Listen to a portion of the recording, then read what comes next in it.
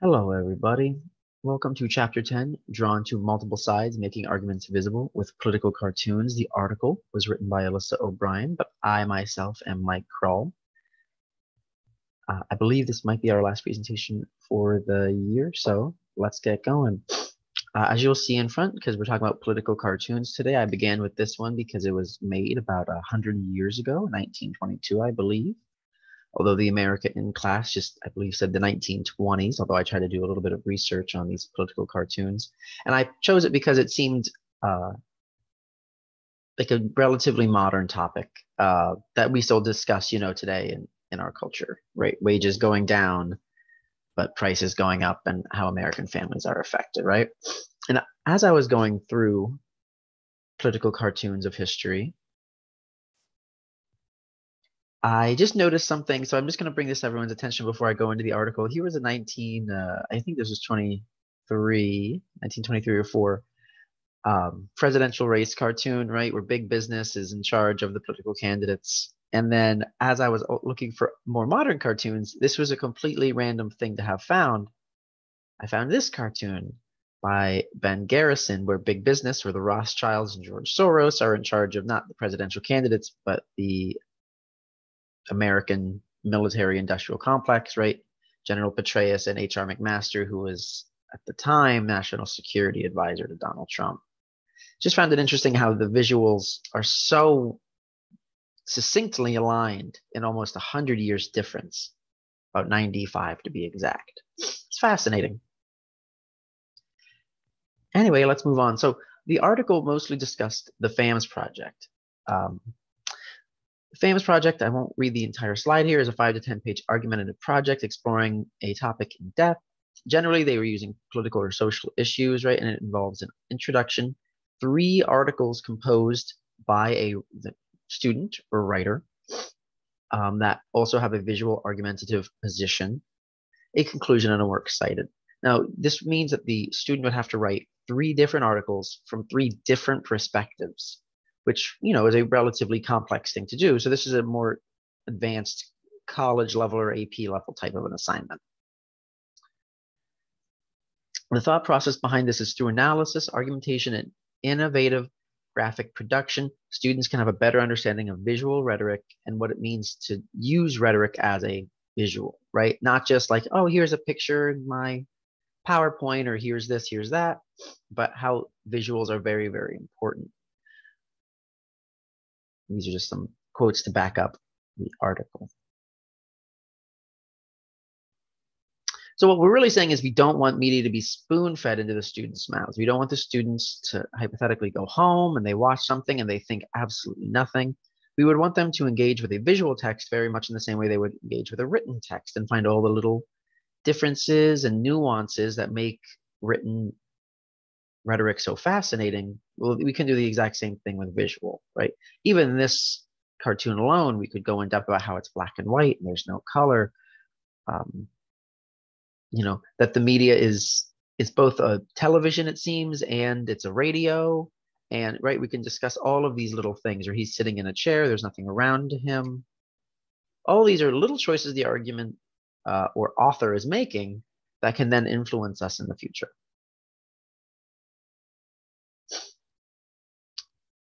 So some more quick quotes from the article that I thought, just to kind of get into this article, because this article was a little bit different from other articles.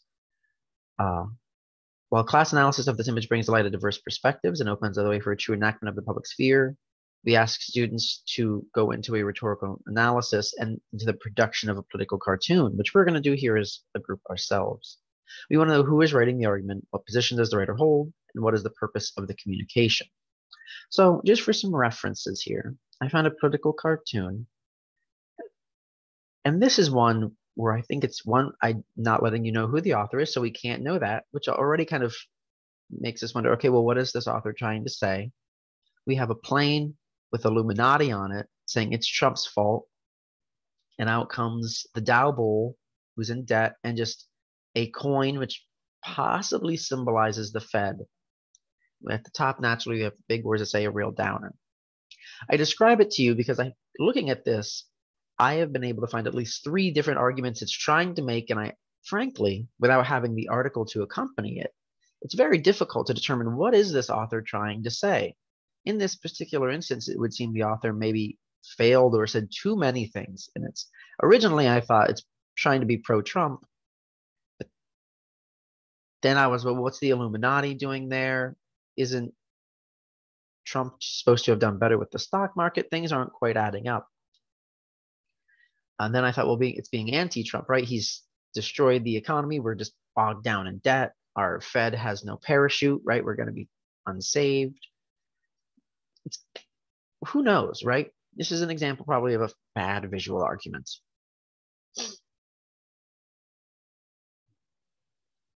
Here's one that's a bit more succinct. We kind of understand what's going on. This was in the previous cartoon were by Ben Garrison. Ben Garrison is an alt-right cartoonist, or a far-right cartoonist, if you will. I believe that's his words, not mine. In this cartoon, of course, we have I'm looking for dirt on Trump, and he's practically a pile of poop with worms, and it's et cetera, et cetera, et cetera. We can very quickly understand with all the words around the image of Robert Mueller, oh, this is an attack on Democrats or an attack on the political left, et cetera. We can understand, okay, well then what are they trying to say? Oh, probably corruption, or they are perhaps full of crap, right? We can all understand from the questions we're supposed to be asking, what is the rhetorical strike of this image, and what is the argument that it is trying to make? And here it'd be kind of an opposite, right? An article, an image from CNN about how Trump is going to kind of destroy the world. He's armed with what appear to be nukes in his teeth, and it's counting down the days of the Trump presidency. Again, very clearly, we understand who's making the argument. I'm telling you, it's CNN. So we know, okay, there might be a political lean here, even if it's not as dramatic as Ben Garrison. There's still some type of political lean, and that's relatively important to the context of the cartoon, as well as the, who is it making fun of, who is being shown, and what is the political aim. Let this cartoon sink in for just a moment longer. But within the article, O'Brien discusses how the students had to create their own cartoon. So I pull the cartoon, just like she did from the article, and we're going to kind of look at it here and try and figure out what is it trying to do, or not only what is it trying to do, but how could we make it work for us? So we have the penguin holding hands with a woman, and then a couple across from them.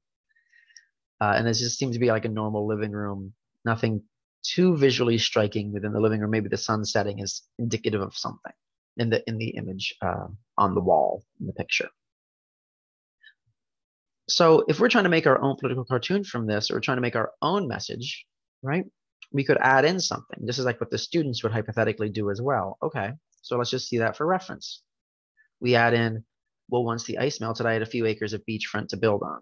And now all of a sudden it's a message about climate change or global warming or whatever your preferred term is. And it's trying to make a statement about that and how, it's some people still don't believe in it, et cetera, et cetera. I'm not going to go too deep into that issue.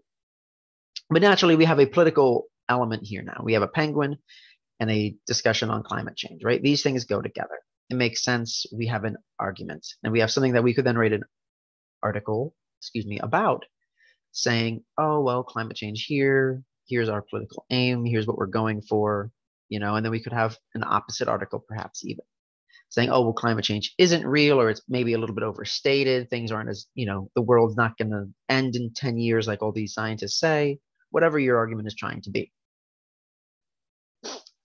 The actual image here, which is from the New Yorker, is, quote, actually, I prefer the term Arctic American. And it's a little comment about race and identity in America, it seems.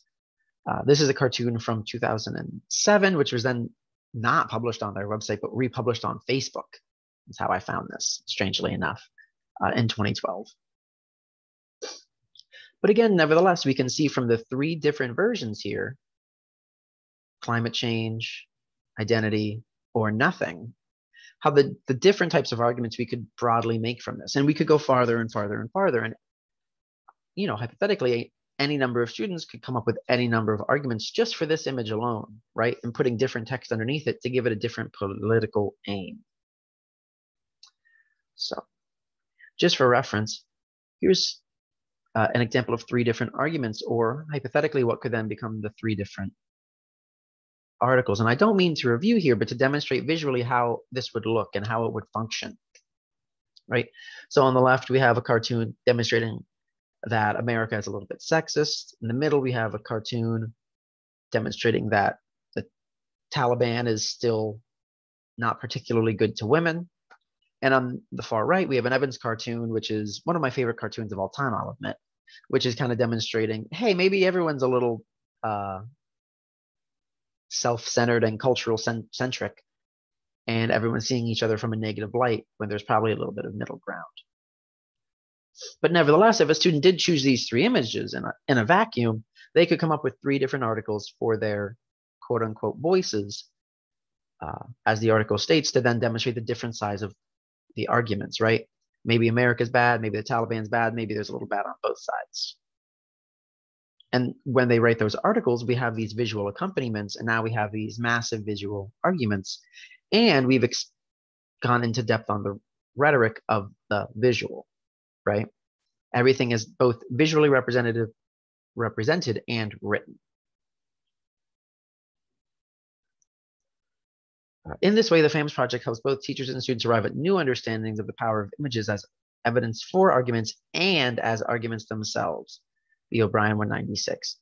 And I choose this last one here to demonstrate, as we are all college students, student debt, right? We can look at this very quickly and see where, oh, the student has graduated, but they are being crushed by the snake or the burden of student debt. And again, this is, an evidence for argument. You could use this to then say cancel student debt, or as Joe Biden is apparently currently thinking, or you could say this is the argument itself, which is students are crushed into debt, right? Graduation isn't even nice anymore, right? It's making its own argument and evidence for a broader argument. And that's what the entire article was about how engaging students so they can see both sides to that. And then they can make their own arguments, which is a huge tenement of media literacy, right? Where you can create, that's over half the battle. If you can create your own argument or create your own literacy, your own project, your own film, etc., you are much more media literate than just having to analyze or look at an image. Now, this article was not perfect, and some things that it could do differently, right? If you read this quote from O'Brien, which I'm not going to take the time to read, you'll find it is very, very dense, right?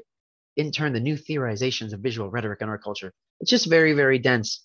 And if this is something we want to do in the classroom, teachers don't have time to engage with dense academia all the time.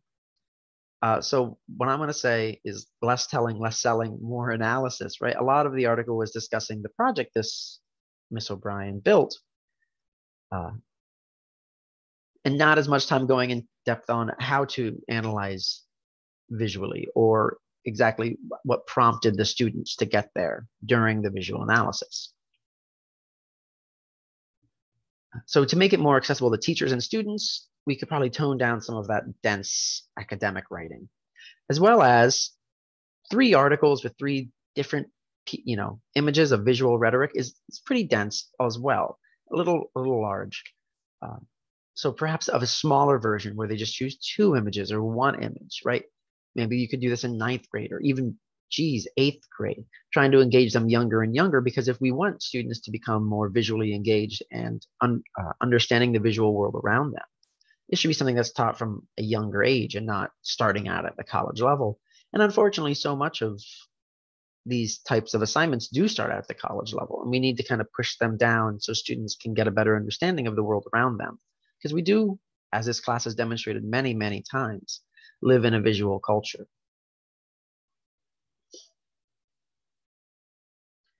So we're just going on to our questions. So our discussion questions are, how could the FAMS project be adopted for less advanced students? The example in the text comes from Stanford, but would the project be the exact same for Delgado Community or LSU or Gonzaga, right? I would also love it if you guys could think about it. the famous project assigned under new Florida education law, Parental Rights in Education, or sometimes called Don't Say Gay, right? Let's just say this is assigned at university or high school. Can you see it causing a disturbance, or could it be well received? Like imagine an AP class doing this, where there is the three images we had about women, where Donald Trump is, being sexist, the Taliban's being sexist, and then maybe both are being sexist. Would parents be upset if it looked like America was a particularly sexist country in relation to the Taliban? Maybe, maybe not. Third question is, what other kinds of visual text would be right to use instead of political cartoons? Of course, here we focused on political cartoons, but is there anything else we could use for this type of project? And if there's anything else you would want to discuss, change, or adapt about this project, maybe make it better for your classroom in particular. Unfortunately, I know as a teacher myself, it's actually the last week for my students. Very exciting.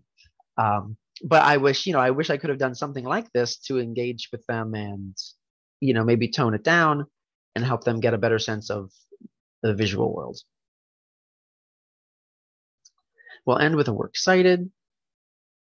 And of course, my photo credits. It's a little difficult to get photo credits for all of these because for some reason, CNN, Washington Post, and Ben Garrison do not cite their work particularly well. They don't even give all their cartoons credit, or perhaps they did on the newspaper or the written form. But then when it gets reposted on the website, it's just with a bunch of other cartoons that were probably posted that week. So it's very difficult to find. But I still did my best to try and find all my photos credits. And that is all for the day. So I hope y'all learned a little bit. I hope you've engaged and have a wonderful day.